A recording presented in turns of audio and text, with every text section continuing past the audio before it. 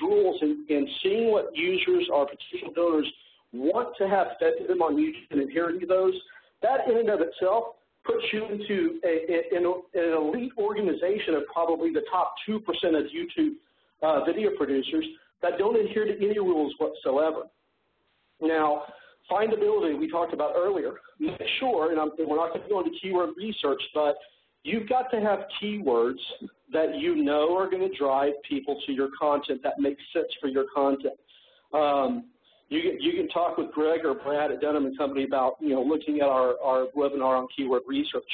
But this is absolutely one of the simplest things you can do, and if you look at the titles up on YouTube, you'll see that the vast majority of people don't adhere to this. Make sure you after you pick your keywords, you put the keyword inside the title of the video. Now that requires that the keyword you're focusing on is relevant to the subject matter in the video. But in this situation, I've got 40 Fest, which is my brand, and then Alternative Christian Rock Festival, Dallas, Texas. But that long phrase has Alternative Christian Rock Festival, and Dallas, Texas in the title. I've covered 4 different key phrases that I know drive traffic inside that one single title. Next step, I want to make sure that that phrase is also inside my description.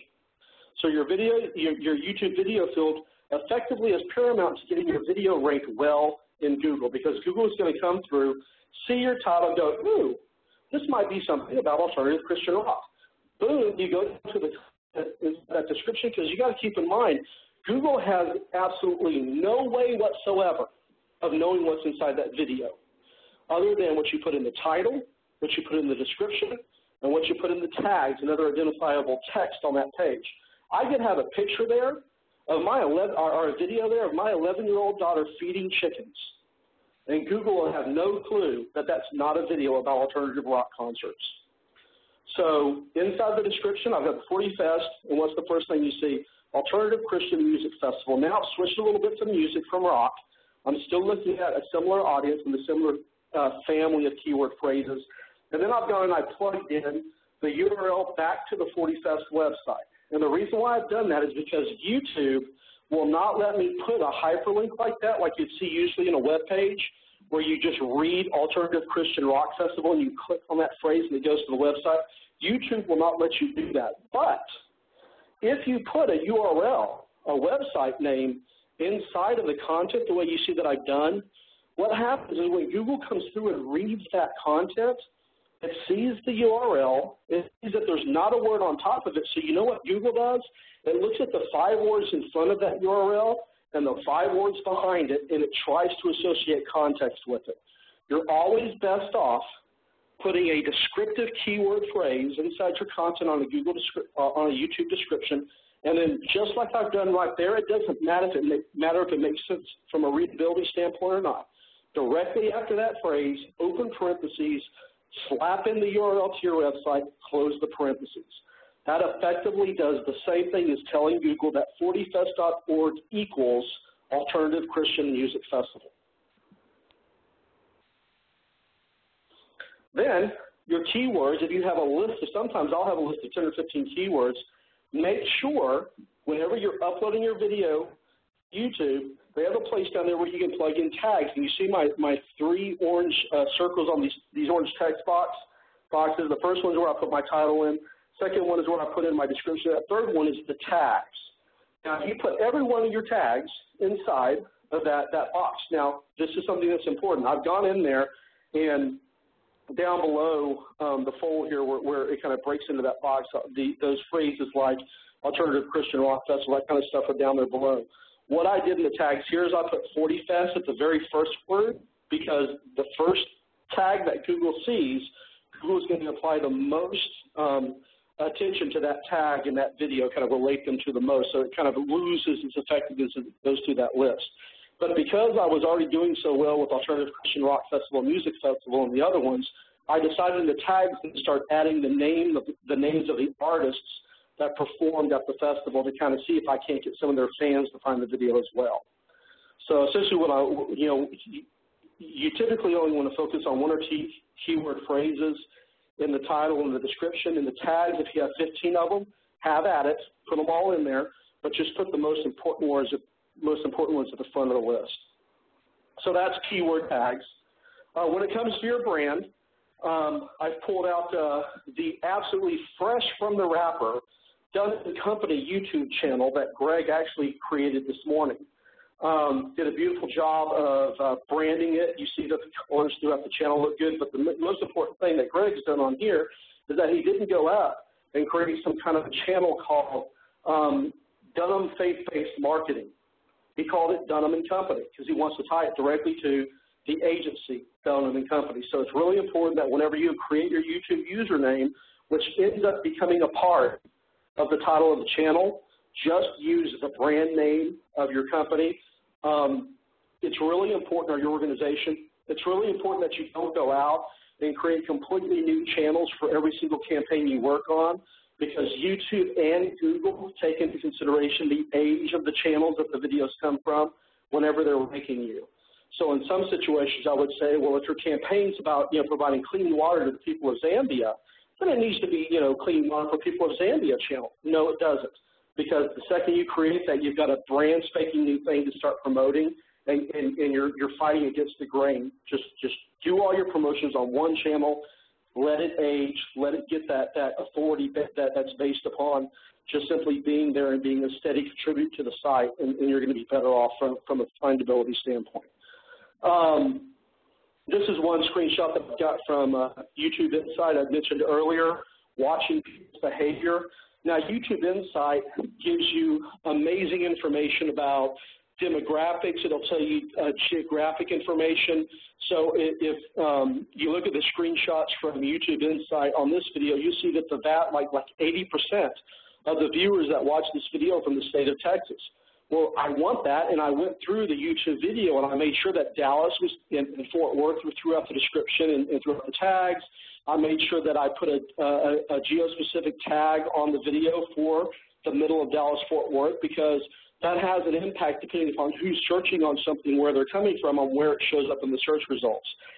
This screen you're looking at here is something that is kind of a gem I found about a year ago, because it tells you during the video where the most activity is on the video. And the activity could be people simply stopping the video to look at something, rewinding it and watching it again, and it tells you what people like or what draws their attention.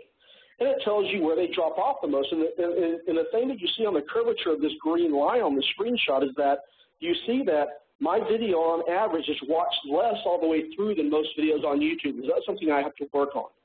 But you'll see that for the most part, most of the drop-off happens at the end. So the people that do watch it all the way through, which is the behavior I want.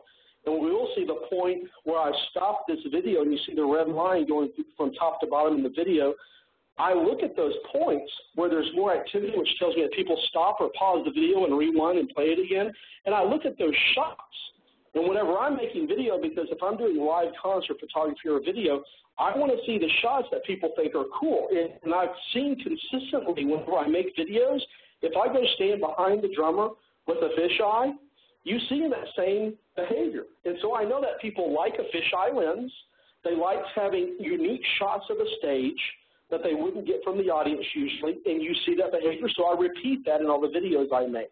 Really important for you to look at what people do and how they interact on your content, and then learn from that. And the next time you make a video, do it again. That's how you make people like your stuff and make it more viral, learn from their behavior, so they will pick it up and carry it on and share it with other people. Another super, super neat trick is YouTube gives you the ability as a user to create lists of videos that you like, playlists. And what happens whenever you go and you create a playlist, and say you put 10 videos in it, the reason why you might want to do that is because you can play the videos from beginning to end in succession without having to stop and start. You just kind of play like almost like it's a TV channel or a longer, like a movie item. So here's the trick, and this is a great trick to help you in your search results when you first launch a video. Whenever you put a video inside of a playlist with other videos, the search algorithm sees all of those lumped together and makes some assumption about them as a collective group. And so what you want to do is when your video is brand spanking new, go out to YouTube, find 10 other videos that are the same subject matter as yours, create a group of those videos, a playlist of those videos, and put your videos smack dab in the middle of them. But you want to find videos that have no other thing than the single most views on them. If we can get videos that have a lot of views and lots of comments and interactivity, it's all positive, that's even better. But what we're doing is we're telling YouTube, hey, as a user, I found all these amazingly, popular videos that everybody's watching, and I want to put them together in this other video over here that just happens to be brand new. I like it too, and YouTube goes, gosh, if that person likes all those videos and everybody else does, and they're telling us that this other video is like that one, we probably want to show that to more people because a lot of people like these, so they're probably going to like the other one. You're gaming the system. But Google or YouTube does it on purpose because that's the way that Google is able to show newer content to people that they're searching. Because if they didn't do that, the videos that had the most views would be the only ones that ever showed up in the search results. So create playlists, put 5 to 10 very, very popular videos that are similar to yours inside that playlist. Stick your video in the playlist and walk away. Don't ever worry about it again. It's something that you set up and you just walk away. And the average YouTube user can do it. It's super simple to do that. Just follow the instructions they give you. Really important, outside of the keyword search, and this has to do, again, with how do we put our video in front of people so we get activating audience. Generate views, generate content, or comments, likes, favorites, et cetera, on your video. So how do we do this? Now, first, before we get to how do we do this, why do we do this? YouTube's algorithm isn't simply based on their search algorithm. When you search for something and something decides to pop up, isn't simply based upon, number one, how many views the video has, and it's not only based upon whether or not there's a lot of keywords in it. Now, those are two critical parts of the search algorithm. But a third critical part of the search algorithm is based upon the number of views that are on the video, how much activity from users is on that video. So YouTube would look at a video that has 350,000 views and zero comments, 0 likes, 0 favorites, and look at another video that has 3,000 views and 1,500 comments and favorites, and that video that has 1% of the views is going to show up higher in the search results because pound for pound, there's so much more activity and engagement on that video.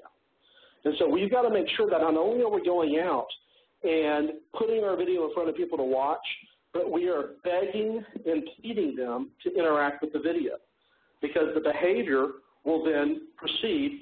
The artificial behavior ahead of time where we're begging and pleading will incite other people to do the same thing, and we can step away and it'll take on a life of its own. So a couple of things we can do to generate this kind of stuff. Number one are, I was about to say contest, and it kills me every time.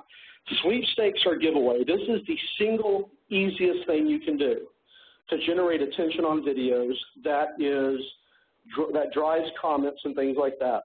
Now, the video you see up here was a contest I was involved in with a brand launch, a beauty brand launch. And what we did, we found out afterwards that we didn't need to do as much as we did, but what we did is we gave away $100,000 on YouTube. And before anybody chokes on the phone, I will tell you that at the same time I was running a contest with another client on YouTube, and we were giving away a $250 gift card to Sephora beauty stores twice a month, and we had about the same amount of uptake as we had on this contest. So you don't have to go find $100,000 in your budget to have a contest on YouTube. We find that much smaller prizes are just as effective, but it's the same approach. The contest is basically, in this situation, launching a brand, wanted as many links as we possibly could get to the brand's website and to their videos. And so the contest was simply contestants, go out, and I keep on using the word contest, but I'm going to resend that in a little bit. Go out and make us a video. We don't care what the video is about. It does not have to be about our brand or our company. We simply want you to make us a 2 to 3 minute video telling us what you would do with the money if you won our contest. Now, a couple of caveats. In order to be entered officially in the contest, you have to make the title this, and you see the title up on this video is Lashes to Riches entry, and then Tessa Violet is the girl's name that's entering the contest. And then we said, okay, but then on top of that, Here you have to cut and paste this description into your video, and of course the description has